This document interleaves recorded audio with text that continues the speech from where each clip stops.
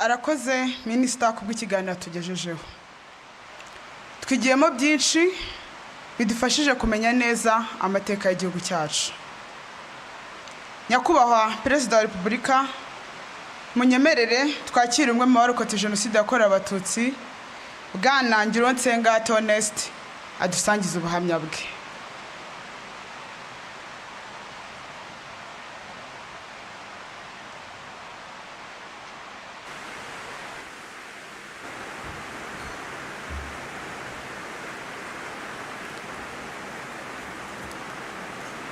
Nyakubahwa Perezida wa Repubulika na Madamu, ndabashimira aka kanya mu mpaye kugira ngo nsangize abantu bari hano urugendo rw'agahinda n'imibabaro nanyuzemo kugira ngo mbashe kurokoka Jenoside yakorewe Abatutsi muri Mata 1994. Munyemerere banze nivuge. Nitwa Honest Ngironsenga, nkaba mvuka mu cyahoze ari prefecture ya Cyangugu,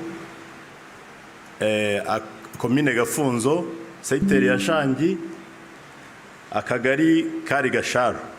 Uno munsi ni umurenge wa Shangi, akarere ka Nyamasheke, intara y'Iburengerazuba. Nyakubahwa Perezida wa Repubulika, mbere ya Jenoside gatoya imiryango y'Abatutsi n'uwacu urimo ku musozi w'iwacu ni imiryango yarutunzwe n'ubwoba kurusha ikindi kintu icyo ari cyo cyose, kubera ibihe twarimo ubona ko bikomereye abantu. 64 sogokuru muvuga IBIGWI baramwishe, bamujugunya mu mazi mu kiyaga cya Kivu. Mbere ya Jenoside gatoya babyara ba papa bari batuye Mururu, uwitwa Bucyana Perezida wa Sederi yapfuye, barabasenyeye ibyabo barabitwara, barabamenesha bahungira muri Centre de Pastoral Inshuti muri Katedrali ya Cyangugu. Natwe aho twigaga ku mashuri twaratotezwaga, abana twigana bakadutoteza n'abarimu bakadutoteza, bagira bati bene wanyu bateye igihugu ariko muzabyishyura. Twabaye mu bwoba, umuntu akabona ko byanze bikunze hari ikintu bihatse kandi gikomeye. Intandaro rero cyangwa imbarutso iba urupfu rwa Habyarimana ku itariki 7 z'ukwa 4 1994. Mu gitondo tubyutse twategaga amatwi radio twumva nyine ko Habyarimana yapfuye. Papa yari mwarimu, yari umuntu ujijutse, yahamagaye abavandimwe be arababwira ati ikiza gukurikira kuri ibi ngibi nta kindi ni urupfu, mureke duhunge. Niko byagenze, kandi arababwira ati duhunge dutatanye. Ndabyibuka jewe niwe twajyanye, najyanye na papa na mukuru wanjye na murumuna wanjye wo kwa data wacu, yerekeza mu gice yigishagamo ahitwa Mukoma, muri segiteri ya Mukoma. Twaragiye tugezeyo ku itariki 9 duhungira ku rusengero rwa DPR, niho twasanze Abatutsi bo mwako gace bose bahungiye. Tuhageze banyira urusengero mu gitondo ku munsi wakurikiyeho baraje baradusohora, baravuga ngo ntibashaka ko amaraso y'Abatutsi ameneka mu urwo rusengero, ni dusohoke tugishaka iyo tujya ku misozi. Twasohokanye na papa, atureba mu maso, ubu nibwo nyambibona kuko nanjye narabyaye. Arangije adusezeraho,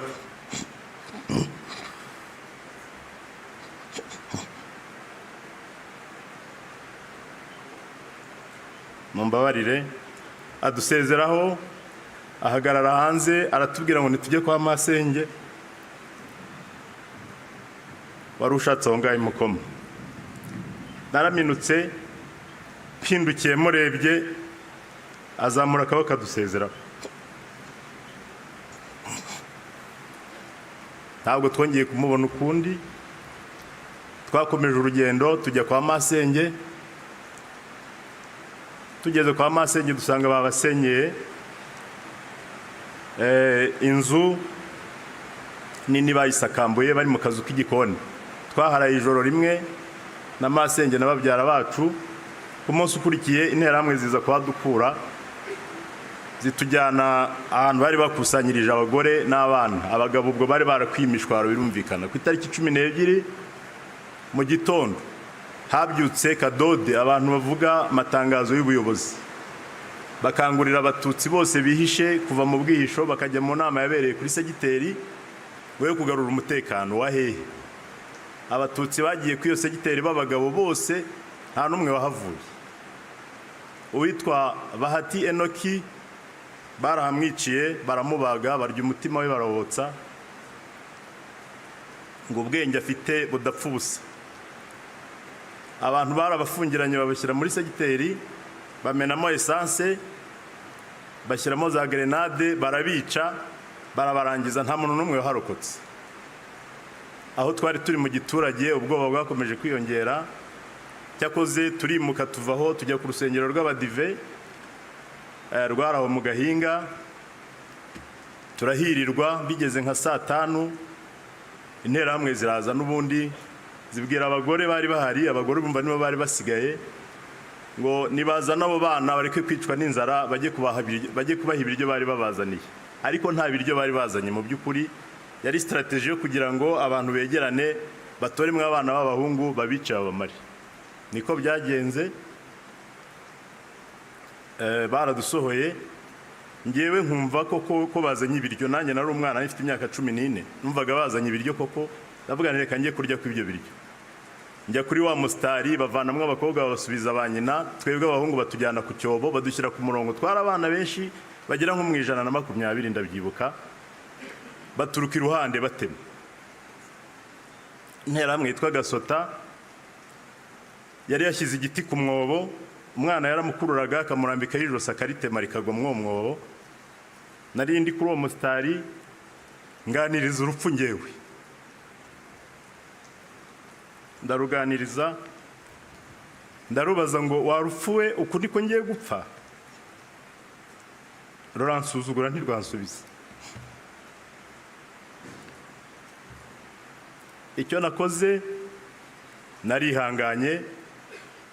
Ariko Gasota yubuye amaso yihanagura amaraso mu maso areba muri wa mustara arambona aravuga ngo iki cyana si cyo kwa mwarimu kagiruka ngo urakora iki hano. Batubwiye ko iso yahungiye ino ngo va mu wo mustari wo rabanza twereke aho so ari. Abamvanye muri wa mustari arakomeza aratema. Indi nterahamwe yaraho yaramwegereye sinamenye iki mubajije imfata akaboko irantwara imvana muri uwo mustari anyura inyuma y'urusengero anjyana iwe yaratuye hafi aho ngaho. Arambwira ati nturi umwana wo kwa mwarimu kagiruka hano uzahasiga ubuzima. Shaka ukuntu uva muri iki gice usubira iwanyu Shangi imukoma byakomeye ntabwo wabona uko harokokera. Niko byagenze. Narihisha uwo munsi mw'ibyo bishyimbo. Hari igihe cy'imvura nk'iyi ngiyi nyinshi cyane. Nihisha mu bishyimbo. Ku mugoroba nsubira kuri rwa rusengero kureba abavandimwe banjye twagendanaga babiri sanga baraharimo ntacyo babatwaye. Ndabafata tuva imukoma dusubira iwacu Shangi aho twavukaga. Nimbabwira kugenda mwumve ko nabyo byari nk'urupfu. Kubera ko bakoraga amarondo ku manywa bagakora amarondo nijoro. Mu by'ukuri kuva ahantu ugira ahantu ujya byari bigoye cyane wari umusaraba. Ariko urwo rugendo nararugenze kuva iwacu kuva imukoma ngi iwacu Shangi abahazi n'urugendo rw'iminota nka 30. Ariko nahagenza amajoro 2 n'umunsi umwe. Amajoro 2 n'umunsi umwe bwankereyeho ngeze mu irimbi ry'ahantu biti Gafuba turahirirwa turahihisha bugorobye turongera turasindagira. Byasabaga kugenda wakumva abantu bavugiye aha ukaryama ugategereza ko batambuka cyangwa baceceka. Tugeze iwacu Shangi mu rukerera nigira inama yo kujya kureba papa wo muri batisimu. Niho nari impingukiye. Ngezeyo ndakomanga mu rukerera umugore bari unkingurira. Amaze kunkingurira ankubise amaso ararira cyane amarira menshi y'umuntu w'umubyeyi. Arambwira ngo bari bababwiye ko twapfuye. Atariko ntabwo byakunda hano ntabwo nahagwisha kuko naso muri batisimu nagera hangaha arakwice. Icyo nakoze yanshyize n'ubundi ahantu arampisha mu bishyimbo hafi y'inzira ebyiri yamanukaga n'iyatambikaga munsi. Ndahaguma ariko nza gusanga naho ndi buhasiga ubuzima nabo bavandimwe. Dufata icyemezo cyo kuhava twinjira mu ishyamba ry'umuzungu ahantu abadage bageze bwa mbere mu Rwanda hari iwacu Shangi. Tuva mu ibyo bishyimbo tujya mu iryo shyamba ni ku nkengero z'ikiyaga cya Kivu. Twarirutse, twarashinguye turiruka, bwari bwakeye harabonaga, dusanga umwana utuzi wo muri quartier ari kuvoma ku Kivu. Avuza induru aravuga ati mutabare, mbonye abatutsi bo kwa mwarimu Kageruka, mutabare mutabare. Intera hamwe ubwo zahise ziduhomboka inyuma, twinjira muri rya shyamba nazo zituri ku mugongo. Dusanga ahantu bari barakase ibyatsi bya pasiparumu, ikirundo kinini cyane, tubyinjiramo, duseseramo hasi. Baraje badushatse mu iryo shyamba amasaha atari munsi y'abiri, bazeyutse batubuze baragenda. Ariko ntibagiye gusa, basize cya kirundo cy'ibyatsi turimo bagitwitse. Baragitwitse, umwotsi udufunga umwuka. Ariko Nyagasani, urumva imvura nk'iyi utwitse ibyatsi byo hejuru, hasi habarimo amazi, ntabwo umuriro watugezeho. Twagumye mu ibyo byatsi, tuza kubivamo ku mugoroba. Ariko inkuru y'umwana isubira inyuma. Wa mubyeyi mama wo muri batisimo yaravuze ngo abantu bari guhungira Ishangi ku kiliziya, niho bazarokokera. Ubwo twashyize nzira tugishangi n'abavandimwe, turagenda. Iryo joro ntitwongeye no kugenda twihishahisha cyane, twaciye mu muhanda nyabagendwa, turagenda. Tugiye kugera kwa padiri Ishangi, tugwa kuri bariyeri y'interahamwe yitwaga Bonaventure, nawe yari mwarimu. Dusanga bacanye ikibeya, bari kurya inyama muri urwo rukerera, banywa za byeri, bafite amaliste, basoma abapfuye, abatarapfa, ibintu byose babaga babifite. Jenoside yari yarateguwe, ababihakana barabihakana, ariko yari yarateguwe. Bahita babwira Bona bati dufasha abana ba mwarimu mugenzi wawe Kageruka Emmanuel. Ati nimubabike nimbyuka ndabica. N'ubundi ndongera nganira n'urupfu. Ndarubaza ngo igihe nirukankiye nkaba naringeze aho abandi bari, ubu naha ngiye gupfira. N'abatutsi bari barahunganye inka kwa padiri, n'interahamwe zikaza kuzibaka zikazijyana. Muri icyo gitondo hari abari bavuye kwambura abantu inka aho ngaho kwa padiri, bazimanura bazikubita bazirukanza. Ba bantu bari baducunze ngo Bona abyuka twice, bibagirwa hari ko baducunze cyangwa n'Imana yabahumye amaso kugira ngo tuvaho. Birukanka kuri za nka ngo babatwaye inka barazimaze, barirukanka baratwibagirwa. Batwibagiwe natwe turiruka tujya ku kiliziya. Birumvikana twazamukaga mu mirima nta guca mu nzira. Tuhageze abajandarume baradufata. Abajandarume babaga bahari, ntago babaga barinze abantu, ahubwo babaga bari kudufata ku jisho. Baradufata, hagati aho babandi nabo birukanse ku nka bagarutse batwirukanseho, n'ubundi baraza basanga abajandarume baturyamishije aho hasi.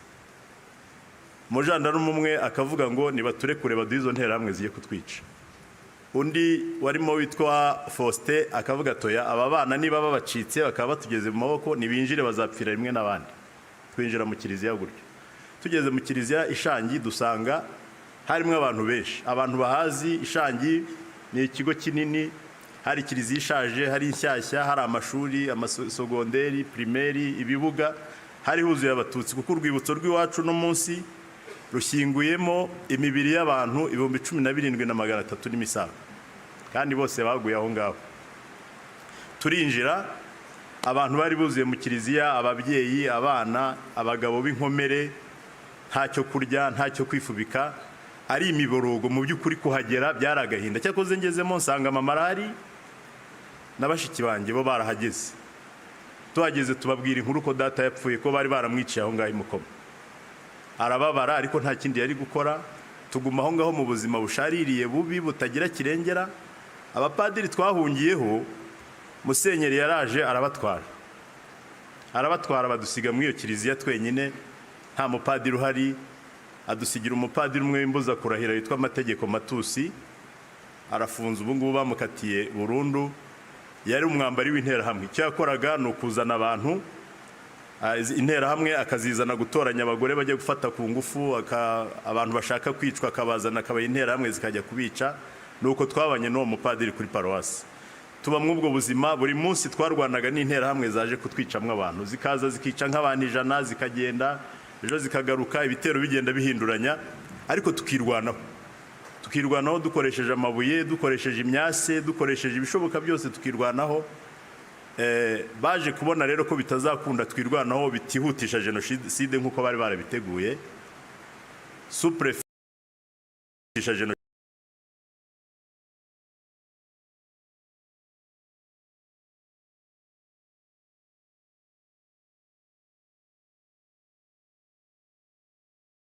Jenoside nk'uko bari barabiteguye.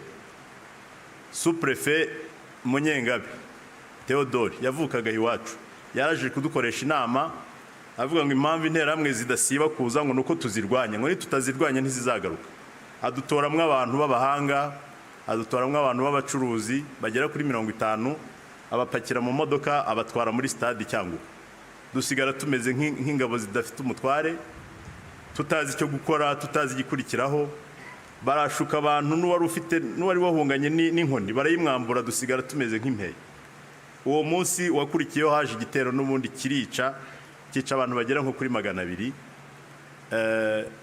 Ariko haza kuza noneho icyarurangiza, igitero cyarurangiza cy'interahamwe yo mu Bugarama yitwaga Yusufu azanye interahamwe zuzuye amabisi, yari amabisi nka 6 ku itariki 29 nka saa 10 bari bahageze. Interahamwe zambaye amakoma, zifite intwaro za gakondo, bafite imbunda, bafite amagrenade. Saa 11 bari batugezemo batwiraramo, baratwica ariko bica abantu. Uwo mugoroba ni nayo tariki twibukaho iwacu Shangi, bisha abantu imiborogo, abantu baraboroga, kuboroga birashira, abantu bapfa nk'intama z'imbago. Baca imiryango ya kiliziya binjiramo, bakoresha ubuhiri, amahiri babaga baratemwe imisumari, batema abantu, batema abana, batema abakecuru. Ikintu cyaturokoye mu mugoroba twe tutapfuye no muvandimwe twari twarahunganye waruzi by'amashanyarazi, yaragiye yica amashanyarazi, bijya mu mwijima, baravuga ngo bataza gutemana nabo, barataha ariko n'ubundi barazindutse mu gitondo. Ngewe rero uko naharokokeye mu iyo kiliziya murayizi nta cyumba kibamo, ntabwo wasobanura ukuntu umuntu arokokera mu kiliziya. Nagiye kuri aritari nk'aha mpagaze, noneho abantu banyirundaho hejuru, abangiye hejuru bose barabishe ku buryo wasunikaga umuntu ugasanga bamuciye umutwe, ugashyira akaboko ukumva akaboko kagiye mu muntu. Amaraso y'abantu narayanyoye, amaraso y'abantu yarantwitse kuko bankura mu iyo mirambo, bankuruye uruhu rw'amaguru rusigaramo nk'uko umuntu avana mu isogisi. Mvamo ndagenda nihisha mu gikari muri garderobe y'abapadiri, nyiyubikaho. Saa 11 za mu gitondo n'ubundi interahamwe zari zihageze, ziraza uwarokotse, uwakomeretse n'ubundi barongera barica mu icyo gitondo kugeza nka saa 2. Baravuga ngo kwica nibahagarike batangire bajye gushyingura abo bantu bari bamaze kwica. Niko byagenze, babaye nk'abahagaritse gatoya, batangira gushyingura. Ari umunsi w'isoko, bahagarika n'abari kujya mu isoko baza kubafasha gushyingura. Noneho bakatubwira ngo bajyanye abantu kuri Croix Rouge. Cyo batujyanagamo yari fose ijyamo imyanda y'abanyeshuri. Cyobo kinini cyane, cyari kinini cyane. Bakajya babeshya abantu ngo ni Croix Rouge ngo iri kuhavurira abantu, ngo n'uwakomeretse gahorazi. Umuntu akagira ngo koko hari Croix Rouge. Icyo cyobo nakigezeho, ubu mu ndeba ndumurame. Icyo cyobo nanjye bakintwayeho. Interahamwe zankuye mu iyo garderobe, zinjyana mu babyeyi bari bakomeretse gakeya, bari mu ruhavu, ahantu bari babicaje mu rubavu rwa kiliziya. Nicarana nabo, hashize akanya bari gutwara iyo mirambo bangarukaho. Baraza bavuga ngo mwaba ababyeyi nimusake murebe ko nta muhungu urimo. Basatse basanga twarimo turi abahungu bagera nko muri 8. Nanjye ndi muri abo ngabo. Baratwambura, ubwo nta kindi cyakurikiragaho, wagomba guhita ujya kwiyo Croix Rouge bakagutsindayo. Ngewe rero bampaye umwana twiganaga witwa Kamanutse, yari afite icumu ry'ingobe. Baramubwira bati sha bati wari wica umuntu atoya, ati fata uyu nguyu. Ati fata uyu nguyu numugezayo umuterera icumu mu mutima ukururi. Ati reka, ati ndabikora. Baduhereza akana bari bacuje umubyeyi aho ngaho twari twicaye muri abo, bagakubise ku rukuta. Kana k'agahungu bamuvanye mu mugongo wa nyina bamukubita ku rukuta rwa kiliziya, ubwonko burasohoka, bamuterera nyina. Uwo niwe bampaye ngo njye kumushyingura, hanyuma uwo mwana tumutwaranya Ntsindeye. Twaragiye tugeze ku cyobo, turi kugenda ndamubaza Kamanutse ko twiganye uranyica nakugize. Arambwira ati ndakwica tubu abatutsi mwaremewe gupfa. Ariko tugeze kuri Croix Rouge, ku icyo cyobo bitaga Croix Rouge, ibintu byahaberaga ntabwo ari ibintu amaso y'umuntu yaremewe kureba. Ndababwiza ukuri, umuntu umwe yabaga ari kwicwa n'abantu nibura nka 20. warahageraga ugasanga imipanga irashabira, amahira arashabira, amacuma arashabira, abo bashyizemo bacuramye, abo bashyizemo batarapfa. Mpageze uwo mwana arebye ibintu biri kuhabera nawe agira ubwoba, ararangara gatoya, muca inyuma ndirukanka. Amaguru yari yagize ibinya ariko nta kundi, y'amagara atewe hejuru buri muntu asamaye. Ndasindagira, ngeze mu kibuga hagati mpura n'interahamwe ebyiri, baturage he wa mwana we wambaye ubusa kugomba gupfira hariya. Baramfata bansubiza inyuma, nabwira ariko hari umurambo uri hariya muri ba bagore, ngiye kuwuzana mu nyice, nimureke ngiye kuwuzana hariya, banze kunyica ntarawuzana. Baranzunguje abagabo babiri b'ibigango, baranjugunya nuko hari mu mvura, inda iragenda ivaho uruhu. Ariko ndaryama nitekerezaho, ndeba inyuma mbona bakomeje, ndebye imbere mbona nta bantu bahari, ndasindagira, ndongera ndiruka ngera muri baba mama. Ngeze muri baba mama, batuye umuhungu aradukoraho. Abana bacu babamaze, ugarutse gukora iki? Sangamo umugore wa data wacu kubw'amahirwe afata umurambo wari uraho w'umubyeyi wari ukenyeye udukanga, awuvanamo utwo dukanga, n'ubundi n'abandi bari bari kubamburira ubusa. Utwo dukanga aratunkenyeza, anyicaza mw'abo bagore, abwira abagore ati uyu mwana uvuye ku cyobo akaba atapfuye, nimumwihorere urupfu rwe niruzaza. Nicara mw'abo babyeyi, bibaye nka saa 8 bavuza ifirimbi iti ntihagire umuntu wongera kwica umuntu ahangaha. Ubwo tumera nk'abarokotse uwo munsi, ariko za nterahamwe ziri ku cyobo zigiye gutaha zikanyura mw'abo bagore ngo zize gushaka mw'abagore zijya kugira abagore n'abana bazajya babarerera abana. Interahamwe iranyigomba rwose, irambwira iti wowe ndagutwara uzajya kunderera umwana. Ntekereje ko n'umuhungu ukenyeye ibitenge, ntekereje ko umuhungu ari ikizira, ndavuga nti uwo munsi wanjye noneho n'uyu. Uwo mubyeyi arambwira ati humura. Ariko nkaba nari nicaranye na mushiki wanjye muto wari warokotse nawe, ari aho ngaho nta n'igisebe nta n'uwamukoze.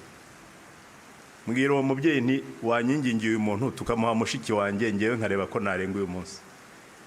Mushiki wanjye twazanye ari hano, yabyibutse ajya ambwira ati warantanze.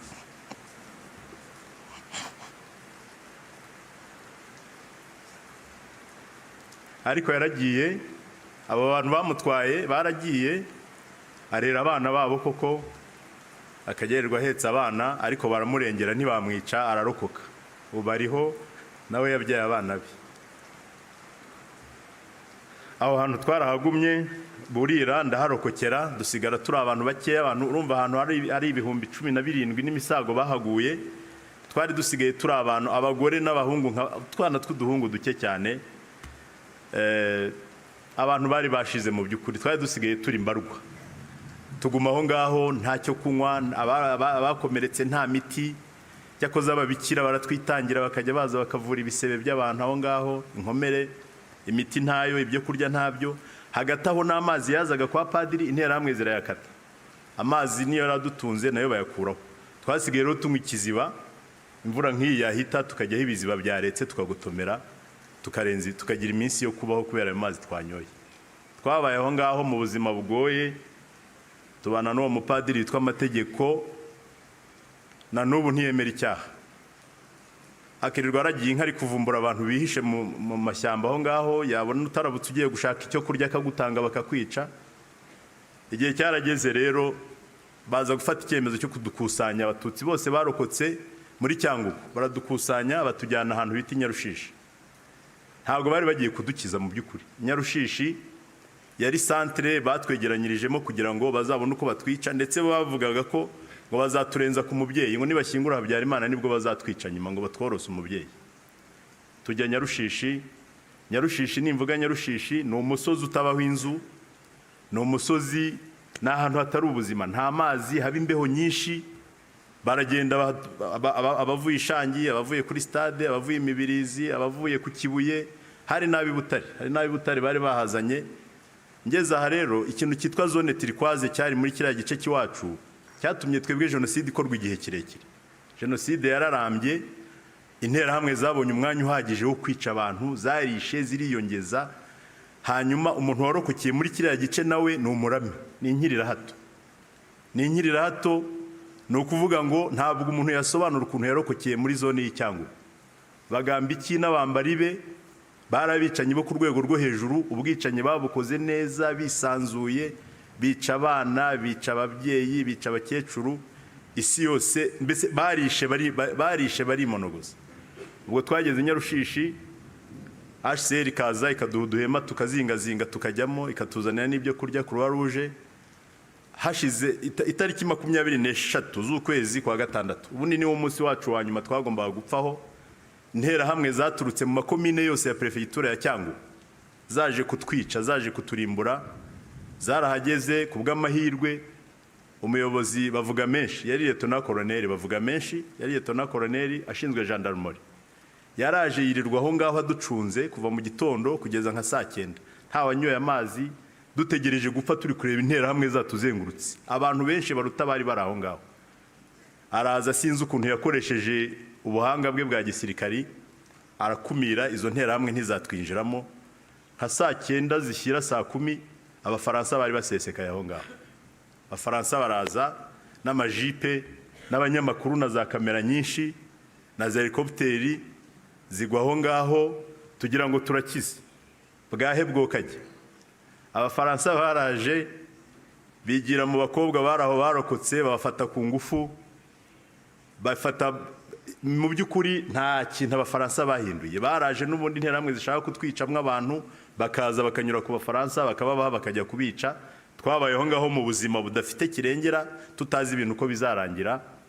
Hanyuma ariko Imana ntabwo ugiyemera ko abantu bayo bapfira gushira. Mu kwezi kwa 8, ahagana mu kwezi kwa 8, twagiye tubona abasigaye batarapfa, tubona inkotanyi zirasesekaye. Dutinda kubyemera, ibyishimo biraturenga. Iyo shusho nayo ntijya imvamo. Imodokari akamodoka k'agahirigisi gahingutse karimo abasirikari bicaye bateranye imigongo. Baraza bahageze, binjira mu nkambi, baraduhumuriza, baratubwira ngo utarapfuye utarapfa ntacyo kibaye. Turarokoka duhobera ubuzima. Ibikomere birumvikana ni byinshi, byari byinshi, ibikomere byo ku mutima, ibikomere byo ku mubiri. Ariko inkotanyi zihageze twaravugaga ngo ahwi utarapfuye nibura agiye kurokokera mu gihugu kizima, agiye kurokokera mu gihugu kirimo amahoro, agiye kurokokera mu gihugu kitari mu ivangura ryari ryarayogoje abantu. Nageraho rero ngashimira cyane inkotanyi zari zirangajwe imbere na nyakubahwa Perezida wa Repubulika. Mwarakoze cyane. Na amateka yacu nituvuga ngo mwarakoze cyane, mujye mubyumva muri sanse y'amateka yacu. Mwarakoze mu izina ryanjye bwite no mu izina rya bagenzi banjye twarokokanye. Kuri iyi nshuro turabashimiye, mwarakoze cyane. Yataba inkotanyi, uno munsi nanjye mba ndi mu rwibutso banyibuka nkuko tujya kwibuka abandi. Ariko mu by'ukuri mwarakoze. Twarokokeye mu gihugu rero kiduha icyizere cyo kubaho, dukomezanya n'inkotanyi urugamba rwo kwiyubaka. Tujya ku mashuri turiga. Ngewe ubwo muri 1994 nari nsibiye mu wa gatandatu kandi nari umuhanga, ntago gutsinda byabagaho. Twararokotse tujya mu mashuri turiga. Ubu narize ndangiza sogonderi, niga na kaminuza. Abana banjye mfite abana 4 bariga bose, nabahanga. Umwana ariyigira gatsinda akajya ku ishuri. Nyakubahwa Perezida wa Repubulika mwarakoze cyane. Twariyubatse, mfite urugo, mfite umuryango. Abavandimwe twarokokanye bose nagiye mbashyingira ndabubakira. Ubu mfite abana dufitanye amasano 2. Hari abana mbereye nyirarume nk'abandi na sekuru, kuko ninjye washyingiye abo bashiki banjye. Ibyo byose nabifatanije n'inkotanyi kwe zitahaba ntaho nari kubikorera. Ubu rero turi amahoro, turi mu gihugu cyiza, ibintu dukesha imiyoborere myiza. Impamvu tuba tuvuga ubu buhamya nk'ubu mvuze ntago ari ukuzura kaboze, ni ukugira ngo abana bacu bamenye ikibi twabayemo, bamenye icyatubayeho, bamenye icyo birinda. Nituvuga ngo never again, abana bumva icyo tuvuze. Nituvuga ngo ibi ntibizongere, abana bumva icyo tuvuze. Nituvuga ngo twamaganye ingengabitekerezo ya Jenoside n'igisa nayo cyose cyatuma u Rwanda rusubiraho rwavuye, abana bumva icyo tuvuze. Bana bacu abakiri batoya, igihugu ni icyacu, ntabwo dukwiye kumva amabwire y'abadusenya, ahubwo dukwiye kumva inama z'abatwubaka, tukubaka u Rwanda rwacu rukomeye ruzaramba, abana bacu bakazakomeza kubaho mu gihugu cyiza nk'iki turimo dukesha nyakubahwa Perezida wa Repubulika. Murakoze cyane, twibuke twiyubaka.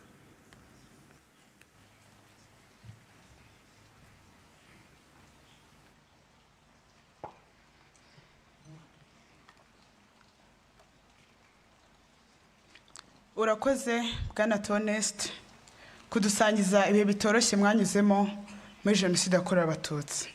Mukomere. Mwarakoze kandi kudaheranwa n'agahinda, mukaba muri gufatanya n'abandi banyarwanda kubaka u Rwanda twifuza. Muri aka kanya twagira ngo twakire abanyeshuri bo mu ishuri ry'umuziki rya Nyundo batugezeho indirimbo baduteguriye.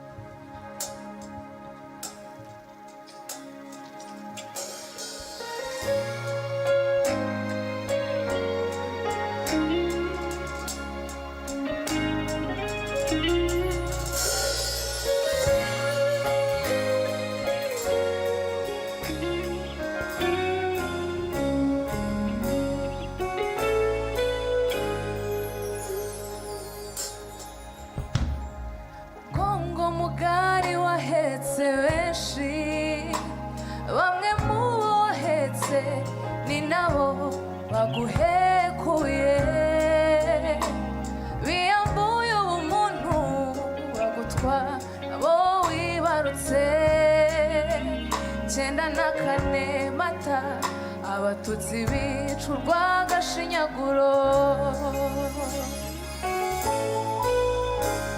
turibuka ya minsi imibabaro ubwo Abatutsi bagwaga mu biganza by'umwanzi, amarira agahinda bikwira u Rwanda.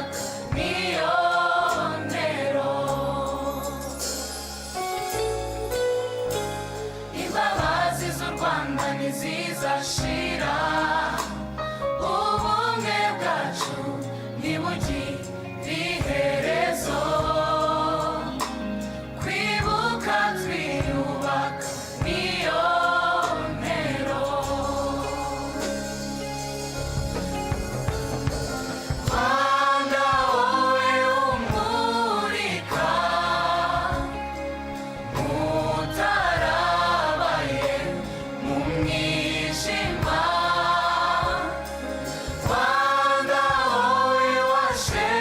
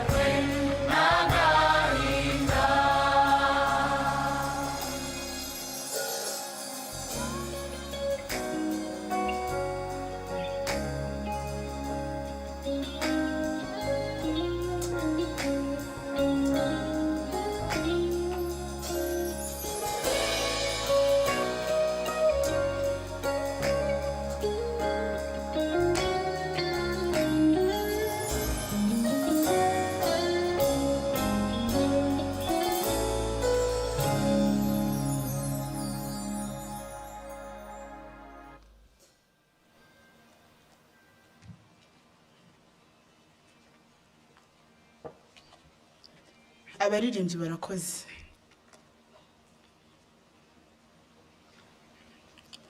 Nyakubahwa Perezida wa Repubulika, abateraniye hano n'abadukurikiye hirya no hino, uyu ni umwanya dutegereje kwakira ubutumwa mwatugeneye kuri uyu munsi.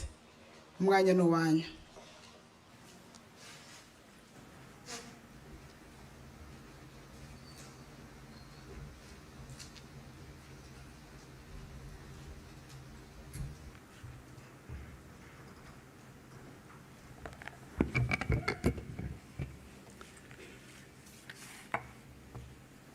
Mwaramutse neza mwese.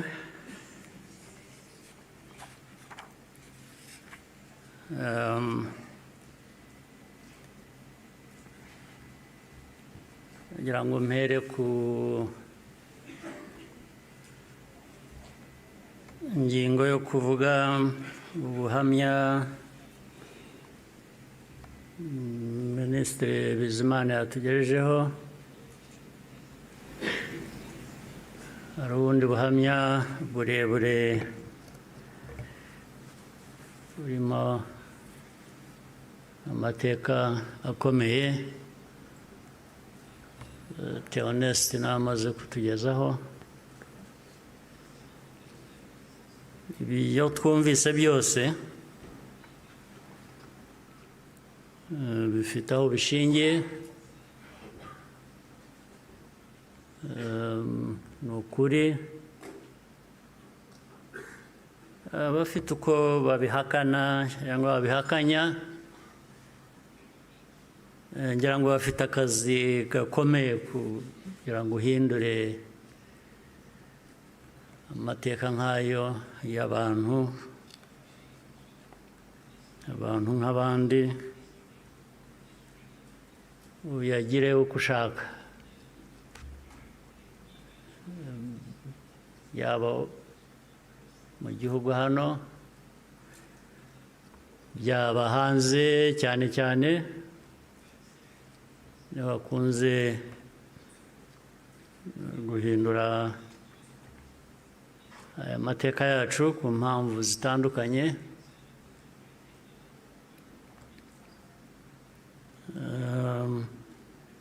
Ibi rero ngira ngo bafite ibyo bazahangana nabyo kugira ngo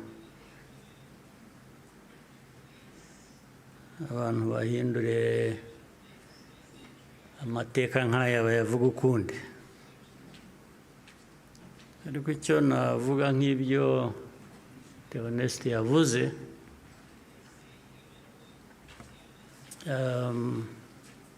ibihe byo birahinduka, ibihe byarahindutse.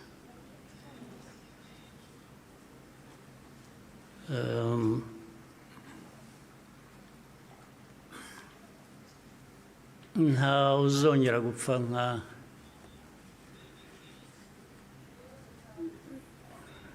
nk'uko Theoneste yabivugaga, n'abapfuye cyangwa nawe uko yapfuye. Buriya yarapfuye, kuba ariho ni nko kuzuka, ariko nta wakongera gupfa kuriya. Impamvu kandi mu zindi nyinshi,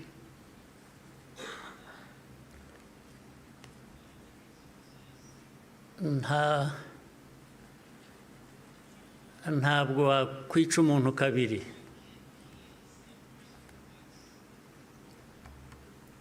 Ubigerageje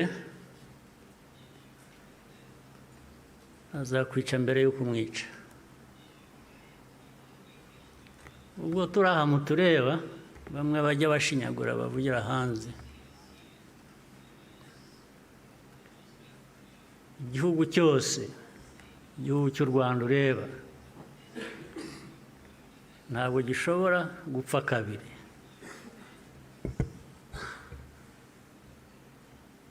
Mbere y'uko wakwica u Rwanda azakwica. Ntabwo wakwica abantu kabiri. Ibibaho tureba aha ntabwo twapfa kabiri. ari twe bakuru, ari abana bacu, ntawe uzabica kabiri, ntibishoboka, ntabwo byakunda.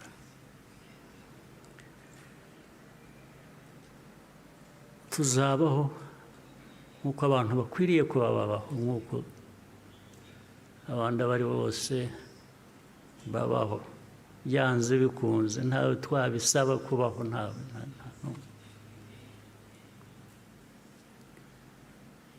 Uko mbivuze uku, hari ababyumva ukundi cyangwa hari abazabisubiramo ukundi, ariko uko mbivuze ni uko nguko aba ariko mu gutwara.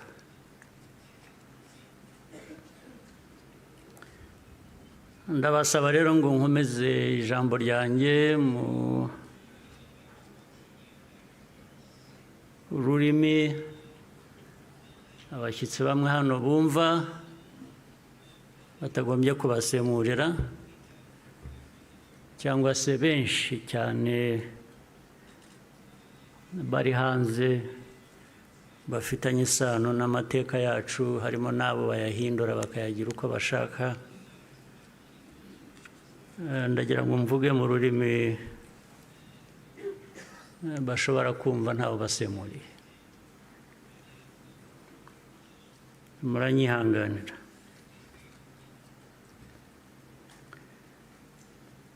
Today, we gather again in remembrance. To everyone present and watching online, thank you for joining us on this important day.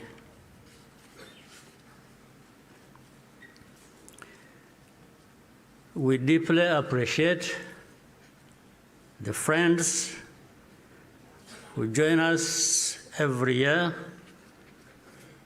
in person or in spirit without fail.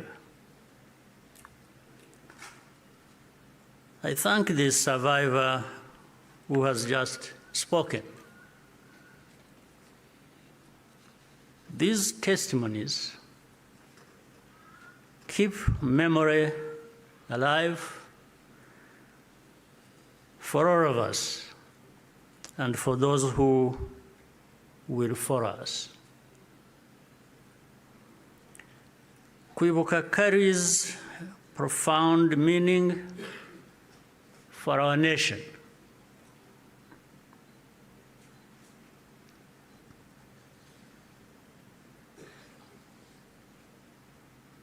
It is how we confront and overcome the divisions that nearly destroyed us.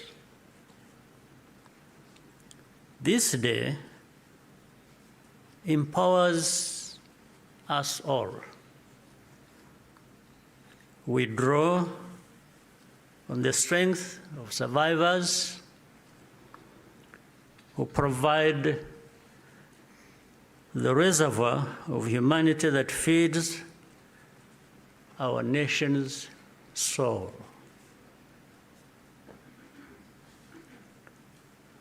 To all survivors,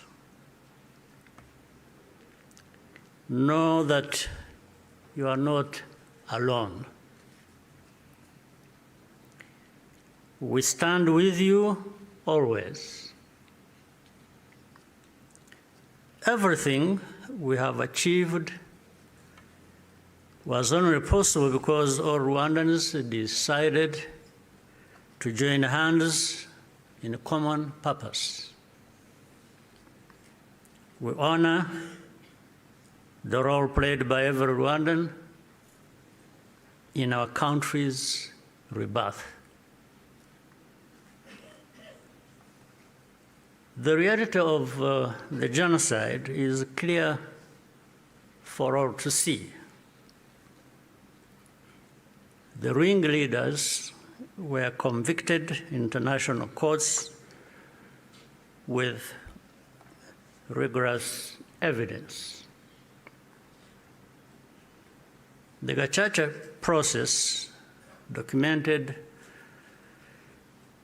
the course of the genocide in every single village and neighborhood in Rwanda. Over 50 million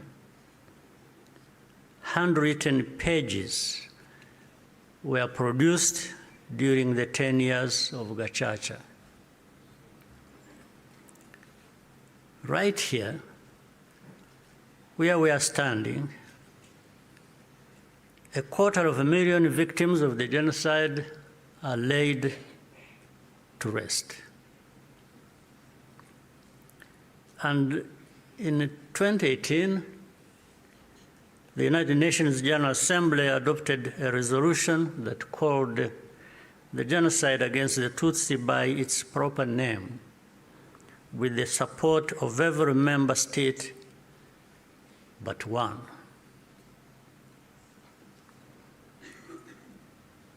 The truth is undeniable, and yet we still find people sowing doubt and twisting the facts up to today. This is not just a matter of ignorance, but something much deeper. It means that the risk of seeing history repeat itself is a constant danger. If we allow ourselves and our friends to become indifferent. Genocide denial begins long before the genocide itself is committed. There is a pattern of looking away from the warning signs or taking them lightly. Hate speech turns into hate acts, dismissed as expressions of popular discontent. Behavior that should be immediately condemned is rationalized and minimized. The preparations are masked by narratives of popular grievance and fear. In the process,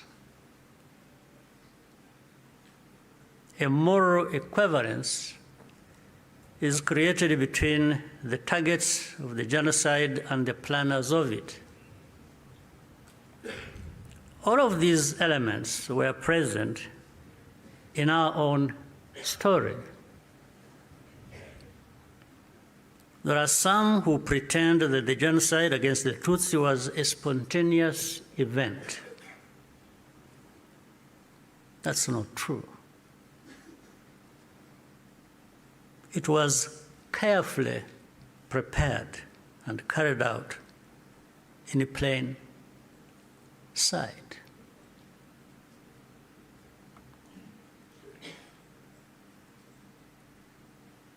Regrettably, some who spoke the truth at the time, and who were even eyewitnesses, later became peddlers of distortion, mainly for political reasons. Militias were openly trained and indoctrinated in hate. Weapons were imported in large quantities, and Rwandans who opposed it were threatened or killed. Before 1994, communities were subjected to waves of smaller massacres meant to normalize the killing and also to measure the reaction of the wider world. And with only a few heroic exceptions,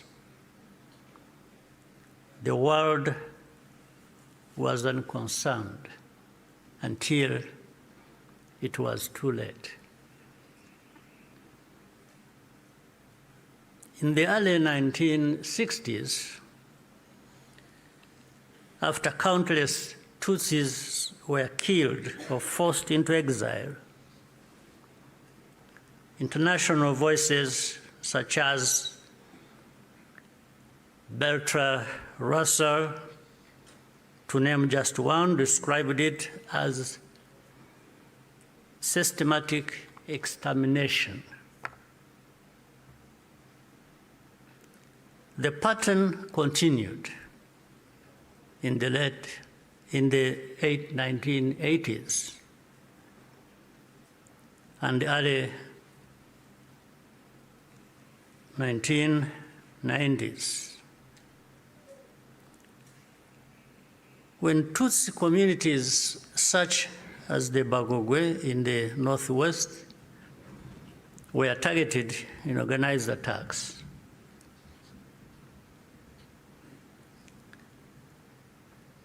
in 1993,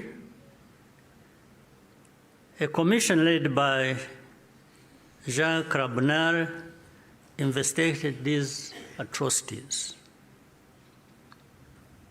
After documenting mass graves and the involvement of state authorities, they concluded that a genocide was being prepared. In the same year, the UN Special Rapporteur, Bakri Weli Ndiaye, warned that organized propaganda portraying the Tutsis as enemies was spreading openly, helping prepare the population for mass violence. In January 1994, the command of the United Nations mission in Rwanda sent a fax back to headquarters in New York with detailed intelligence that Interahamwe were stockpiling weapons and compiling lists of Tutsis to be killed. He was then ordered to share the information with the very government which was preparing the genocide and to take no further action. And sadly, the reaction today is no different here in our region. And we can see it right before our eyes. When the genocide began, the nature of the crime was immediately obvious. All Tutsi were targeted because of their identity. Nowhere was safe, including churches and schools. That horrific reality only underscores the humanity and the courage of the Rwandans who took risk to provide hiding places for their fellow citizens. The reaction of the international community was to evacuate foreigners and withdraw most peacekeepers. At Eto, Kichikiro, when the peacekeepers withdrew, thousands of desperate Tutsi were left to die. Such scenes were repeated across the country. If these forces had instead been supported to protect Rwandans, the killers could have been deterred and many people would still be alive. The lives saved by the United Nations peacekeepers who were allowed to remain makes clear how much more could have been done with the political will. Even as the killings accelerated, the language used to describe what was happening itself became a matter of calculation. Genocide is defined in international law precisely to create an obligation to act. To witness such a crime and deliberately refuse to use the term is, in effect, genocide denial, perhaps even a form of aiding and abetting. The technology existed to disrupt the radio broadcasts that directed the killings. The planes capable of jamming those signals were available. Officials even calculated the hourly cost of the mission. In the end, the operation was deemed to be too expensive and potentially also a violation of Rwanda's sovereignty. So the cost was more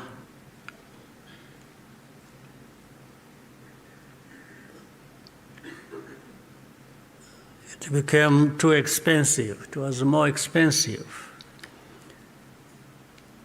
especially when in their minds those lives are really worthless. So our lives were worth nothing. That's fine. For Rwandans, the lessons have been brutal.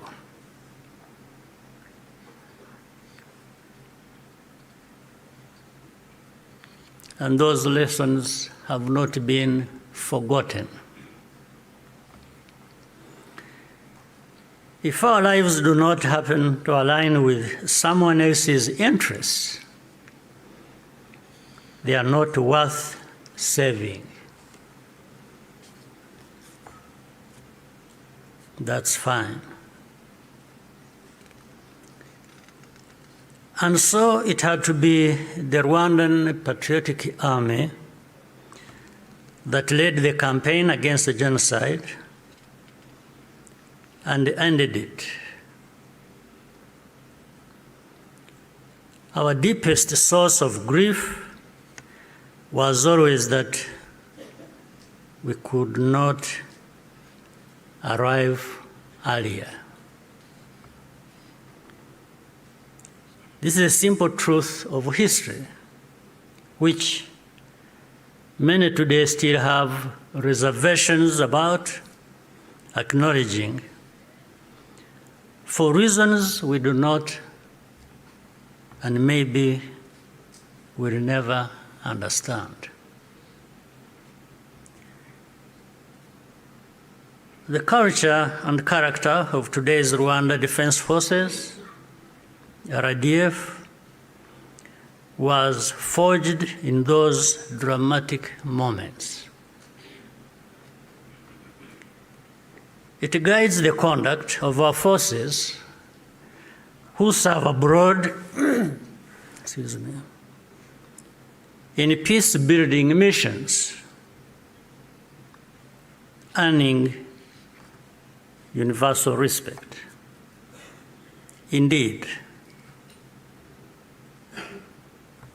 no sanctions or insult from outside can ever tarnish the honor and integrity of Rwanda's defense and security forces, who are among the finest that can be found anywhere.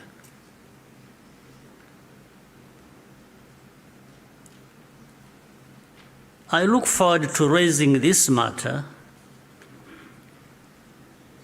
of sanctions at the highest level to understand the basis for such an injustice.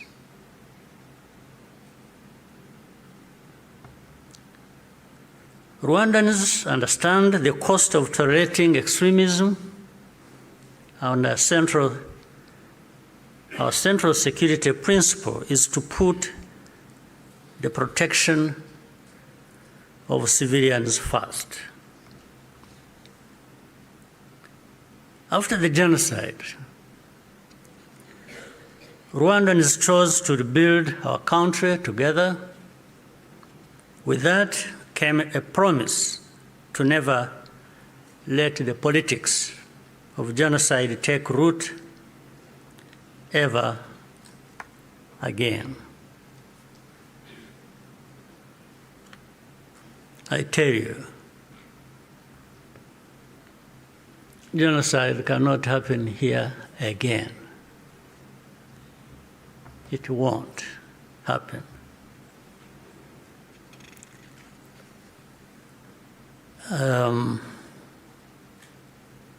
Even with those noises you hear in the region of people gathering from Europe, from wherever, and meeting in Kinshasa and bringing the son of Habyarimana and relatives and others from wherever and gathering, all of that is just noise. It cannot amount to anything that will happen here of that kind again. It cannot happen. And I'm saying this not just as a person. And I'm just saying it because I know every Rwandan, young and old, is as determined and is saying so, like I'm saying now to you.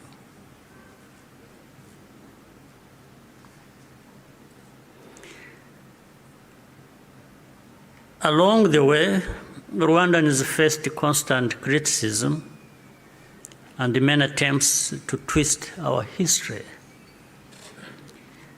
But the power we will always have is to use our minds to see the truth and our voices to speak up when something is not right. You can never silence us in whatever form. We must be clear about the dangers that remain. When the genocidal government collapsed in July 1994, the soldiers and the militia fled across the border into DRC, forcing millions of civilians along with them. Inside the camps, they organized into what is now known as FDLR and launched a sustained cross-border insurgency against Rwanda, claiming tens of thousands more lives. This was the period known as the Abacengezi insurgency, and the western border was only fully secured by the end of the 1990s through the combined efforts of our army and the brave residents of those areas. And since then, our defensive measures have been aimed at ensuring that such attacks can never again be made across our borders. This is not a problem that should be left to Rwanda alone. Doing so only rewards those behind the threats, while Rwanda is penalized for standing up for itself. Imagine a farmer whose field catches fire. At first, the flames are small. A few neighbors think it does not concern them. Others say the wind will change and the fire will die out on its own. So they watch and wait. But the wind does not change. Meanwhile, a pyromaniac is secretly adding fuel to the fire. So the fire spreads from one field to another, and then into the forest and the towns and beyond. Only then do people run with the buckets of water and call for the establishment of a fire department. Africans, more than most, should understand that the danger of moral passivity in the face of hatred and violent extremism.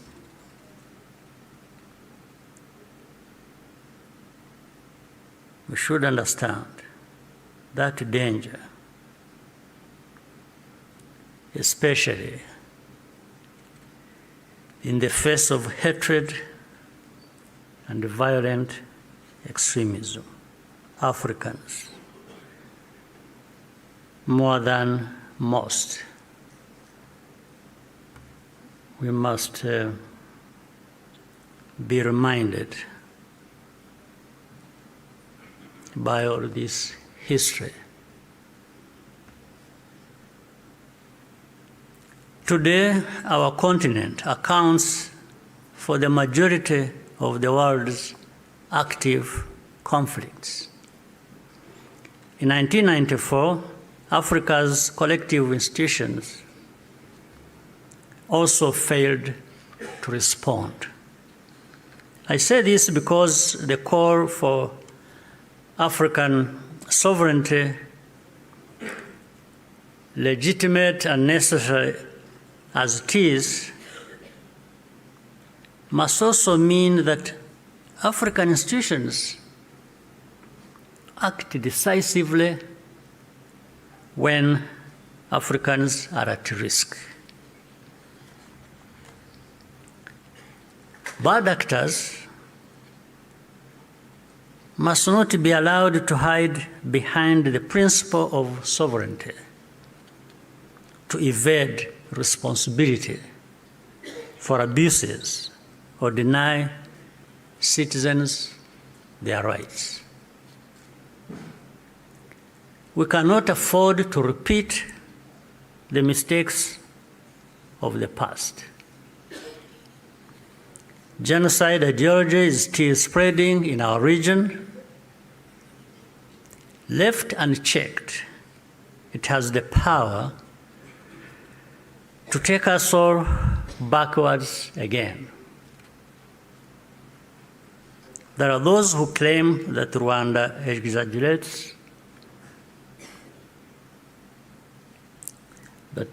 exaggerates, these concerns, or that we have ulterior motives.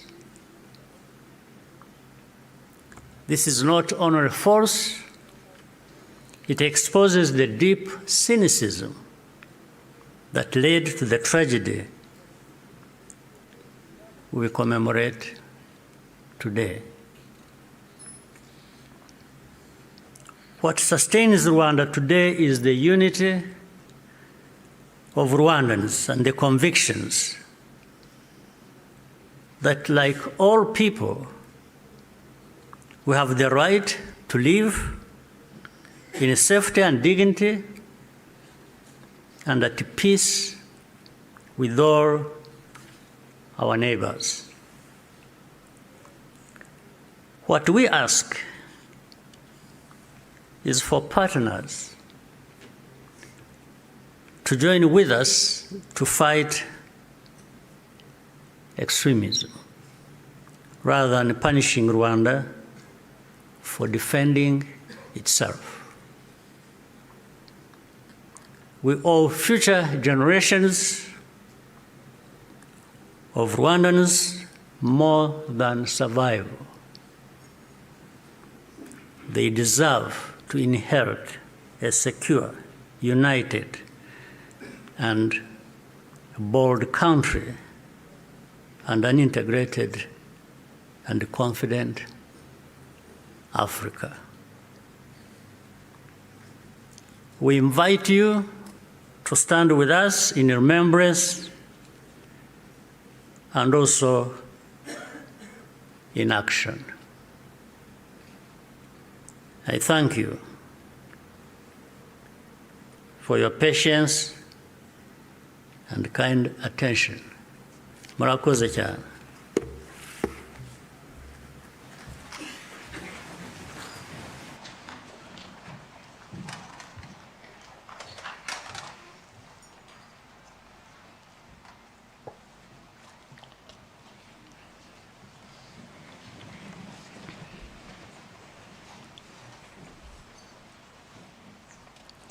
Murakoze nyakubahwa Perezida wa Repubulika kubw'ubutumwa budukomeza mutugejejeho. Turabashimira ko muri uru rugendo igihugu cyacu kimazemo imyaka 32 mukomeje kuturangaza imbere mu kudaheranwa n'agahinda, ahubwo twubaka ejo hazaza heza h'u Rwanda rwacu. Abanyarwanda ntabwo tuzongera gupfa. Nyakubahwa Perezida wa Repubulika na Madame banyacyubahiro mwese muteraniye hano, Banyarwanda nshuti z'u Rwanda, gahunda yari duteranije hano yo gutangiza icyumweru cy'icyunamo n'iminsi 100 yo kwibuka abacu bishwe muri Jenoside yakorewe Abatutsi irarangiye. Turabashimiye. Dusoza twagira ngo kandi tubamenyeshe ko uyu mugoroba hari urugendo rwo kwibuka, walk to remember, ruri butangirire ku karere ka Gasabo, rugasorezwa kuri BK Arena ahaza kubera umugoroba wo kwibuka night vigil. Murakoze, dukomeze kwibuka twiyubaka. Mumfashe duherekeze nyakubahwa Perezida wa Repubulika na Madame.